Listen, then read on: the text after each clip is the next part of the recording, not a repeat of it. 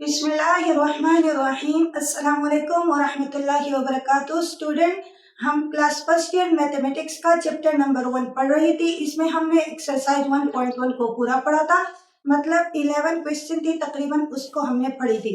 अब हम 1.2 एक्सरसाइज 1.2 का इंट्रोडक्शन करेंगे, जिसमें कॉम्प्लेक्स नंबर से एसोसिएटेड कुछ प्रॉपर्टी है, जैसा कि commutative property, associative property, distributive property. इसको हम addition with respect to addition भी पढ़ेंगे, मतलब एडिशन के मुताबिक, और मल्टीप्लिकेशन और सब्ट्रैक्शन के मुताबिक हम पढ़ेंगे स्टूडेंट। तो स्टूडेंट, हम पढ़ेंगे property of a complex number, मतलब कॉम्प्लेक्स नंबर की कुछ खसूसियात हम पढ़ेंगे। इसमें पहले नंबर पर आता है commutative law with respect to addition, यानी वो कॉम्यूटेटिव लॉ जिसके हम एडिशन करेंगे।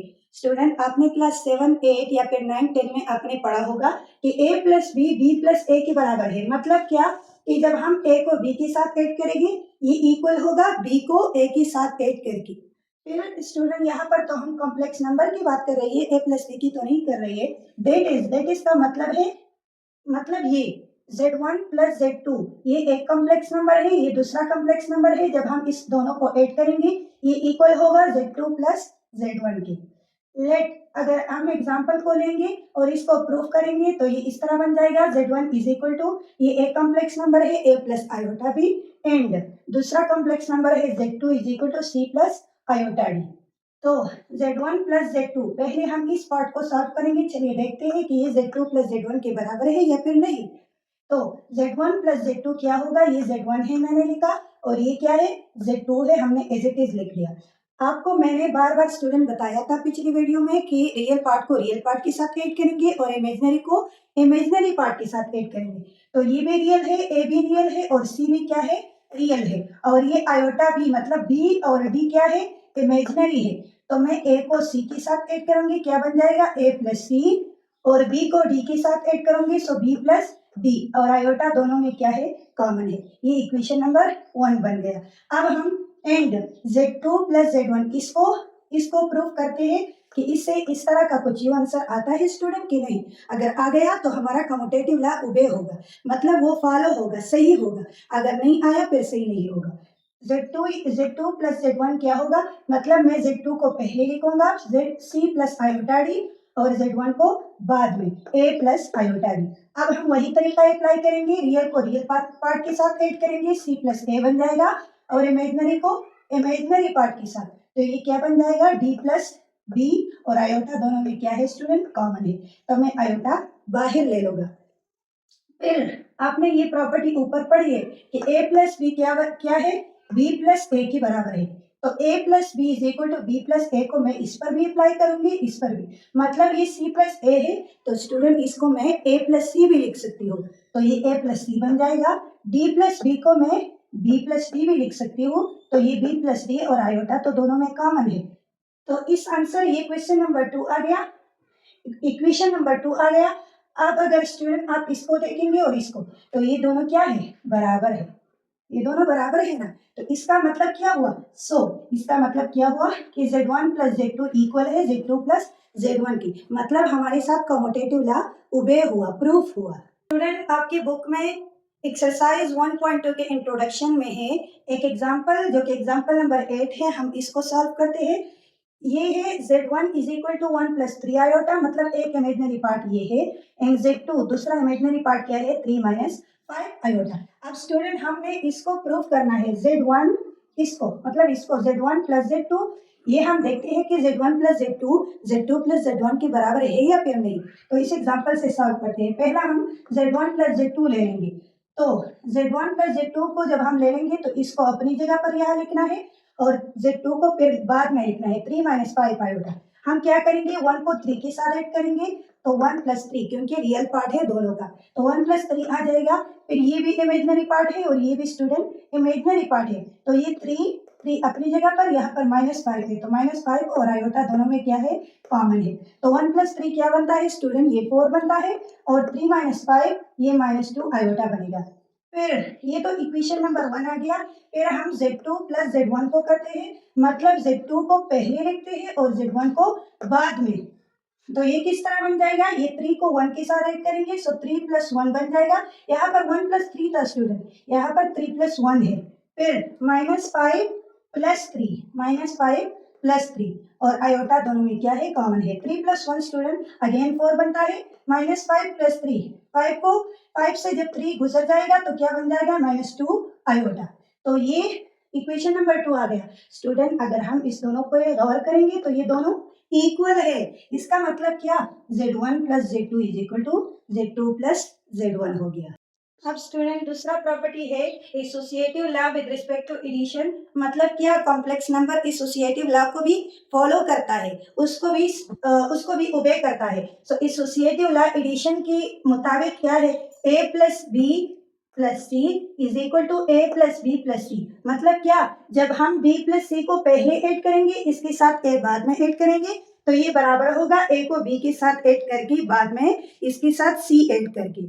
तो यहाँ पर तो हम कॉम्प्लेक्स नंबर डील कर रही है। तो स्टूडेंट क्या बन जाएगा, Z1 + Z2 + Z3 = Z1 + Z2 + Z3। मतलब क्या, जब हम Z2 और Z3 को पहले ऐड करेंगे, इसके साथ Z1 बाद में ऐड करेंगे, तो ये बराबर होगा जब हम Z1 और Z2 को पहले ऐड करेंगे और Z3 को इसके साथ बाद में ऐड करेंगे। यहाँ पर स्टूडेंट ये Z1 क्या रिप्रेजेंट कर रहा है, ये A को रिप्रेजेंट कर रहा है, Z2 B को और Z3 C को रिप्रेजेंट कर रहा है। अब आपकी बुक में एग्जाम्पल नंबर 9 है। ये क्या है, Z1 = 1 + 2 आयोटा, Z2 = -2 + 3 आयोटा और Z3 क्या है, -3 - 5 आयोटा। अब हम स्टूडेंट पहले क्या करेंगे, Z2 को Z3 के साथ ऐड करेंगे। ये हमने प्रॉपर्टी पढ़ी है एसोसिएटिव। अब हम इस एसोसिएटिव लॉ को ओबे करेंगे, प्रूव करेंगे। Now first to solve Z2 + Z1। पहले हमने हल क्या करनी है, Z2 + Z3 को, मतलब इस Z2 को Z3 के साथ ऐड करेंगे। तो ये क्या बन जाएगा, रियल को रियल पार्ट के साथ ऐड करेंगे, वही तरीका है, -2 - 3 और 3 को -5 के साथ ऐड करेंगे और आयोटा दोनों में क्या है, आयोटा इसमें भी है इसमें भी है, तो मैं कॉमन ले लूंगी। -2 - 3 क्या बनता है, -5 और 3 - 5 स्टूडेंट -2 होता है, आयोटा अपनी जगह पर। तो ये इक्वेशन नंबर 1 आ गया। अब हम student add Z1 plus equation number 1। मतलब क्या, ये Z1 बचा हुआ है, तो इस इक्वेशन 1 को, मतलब इस आंसर को मैं इसके साथ ऐड करूंगी, क्योंकि ये क्या है, Z1 है। तो चलिए 1 और -5 ये दोनों में क्या है, रियल पार्ट है, तो 1 - 5 बन जाएगा। और 2 और -2 आयोटा ये दोनों में इमेजिनरी पार्ट है, तो ये 2 - 2 और आयोटा कॉमन है। 1 - 5 स्टूडेंट होता है -4 और 2 2 के साथ कैंसिल हो जाएंगे। ये कैंसिल हो जाने के बाद 0 बन जाएगा और आयोटा अपनी जगह पर। ये आयोटा मैंने वैसे ही लिखा है, इसकी कोई जरूरत भी नहीं है, अगर आप ना लिखो तो सही है। और ये इक्वेशन नंबर 2 आ गया। अब नाउ ये हमने इस लेफ्ट हैंड साइड को सॉल्व किया। अब हम आगे बढ़ेंगे राइट हैंड साइड को सॉल्व करने के लिए। Now to solve Z1 + Z2। अब हमने क्या करना है, पहले इसको सॉल्व करना है, क्योंकि ये ब्रैकेट में 1 है, इसका मतलब है इसको पहले सॉल्व करना है। Z1 + Z2, तो ये Z1 है और ये Z2 है, इसका रियल पार्ट ये है 1 - 2, तो ये क्या बन जाएगा, 1 - 2 और ये इमेजिनरी पार्ट है 2 आयोटा + 3 आयोटा, मतलब 2 + 3 और आयोटा दोनों में क्या है स्टूडेंट, कॉमन है। तो 1 - 2 क्या बनता है, -1 और 2 को 3 के साथ जब हम ऐड करेंगे तो ये 5 आयोटा बन जाएगा। ये इक्वेशन नंबर 3 आ जाएगा।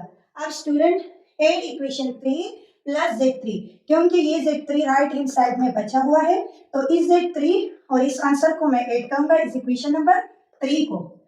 तो क्या बन जाएगा, equation number 8 equation number 3 + Z3, मतलब इक्वेशन 3 और Z3 को एक साथ ऐड करेंगे।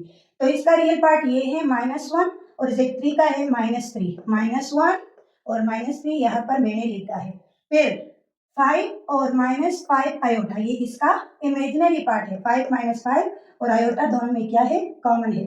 -1 और -4, -1 और -3 क्या बनता है, -4, 5 के साथ कैंसिल हो जाएंगे, तो ये 0 आयोटा बन गया। अब स्टूडेंट इसको देखिए, ये इक्वेशन नंबर 2 आ गया है और ये इक्वेशन नंबर 4, दोनों बराबर है कि नहीं, हाँ बिल्कुल बराबर है। तो इसका मतलब क्या हुआ, ये भी -4 + 0 आयोटा है और ये भी -4 प्लस 0 आयोटा है। इसका मतलब है इक्वेशन 2 और इक्वेशन 4 एक दूसरे के बराबर है। ये 2 है, ये इक्वेशन 4 है। So Z1 plus Z2 plus Z3 is equal to Z1 plus Z2 plus Z3, मतलब associative law with respect to addition proof हुआ। प्रॉपर्टी नंबर 3 है commutative law with respect to multiplication, मतलब कॉम्यूटेटिव लॉ का हम अभी multiplication करेंगे, सीधी सारी जरब करेंगे। तो ये बराबर है a dot b is equal to b dot a। Dot का मतलब है जरब। a को जब हम b के साथ मल्टीप्लाई करेंगे, ये बराबर है b को जब हम a के साथ मल्टीप्लाई करेंगे।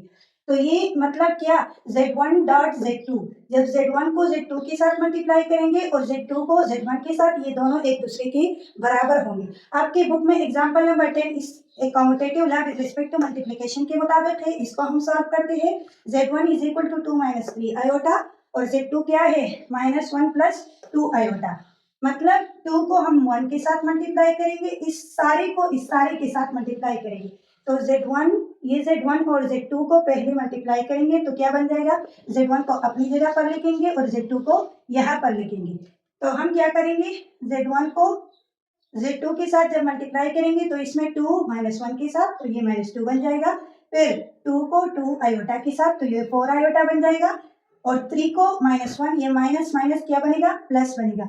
सो ये 3 आयोटा और 1 आयोटा 3 आयोटा बन जाएगा।